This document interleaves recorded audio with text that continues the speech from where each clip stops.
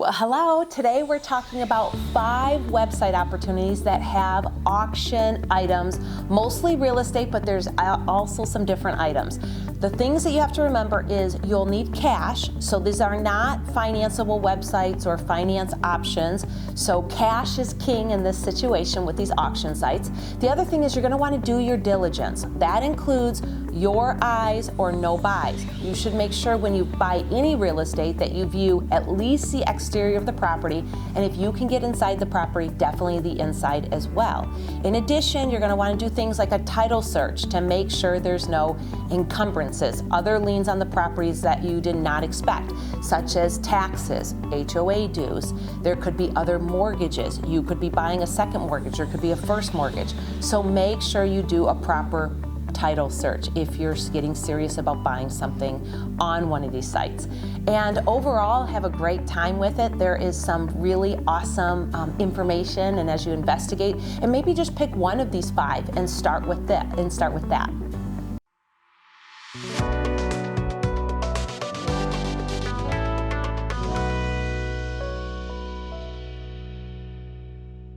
The first one is treasury.gov, which is from the IRS. So these are properties that have been seized by the IRS due to unpaid taxes.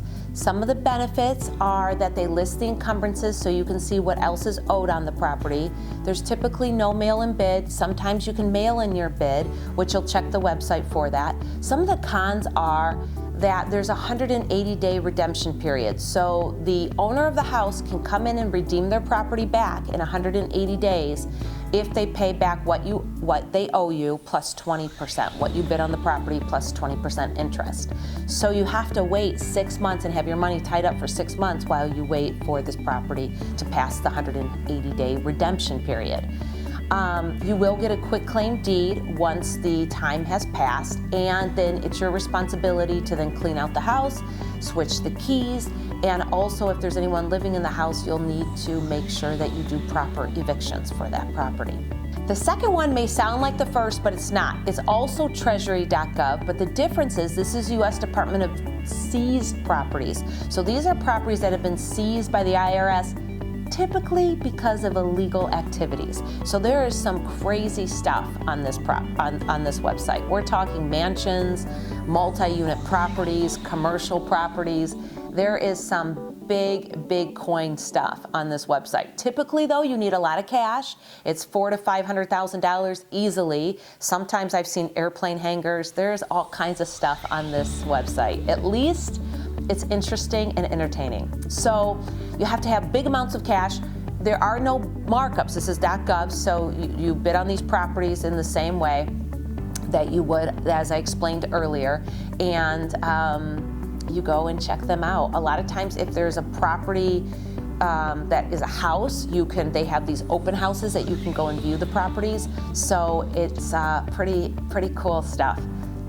Number 3 is govdeals.com. Notice it says .com though, so govdeals.com.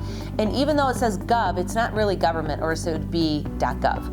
So with that being said, one of the cons is that there's buyer premiums to this website. So they'll have markups for their stuff that they sell.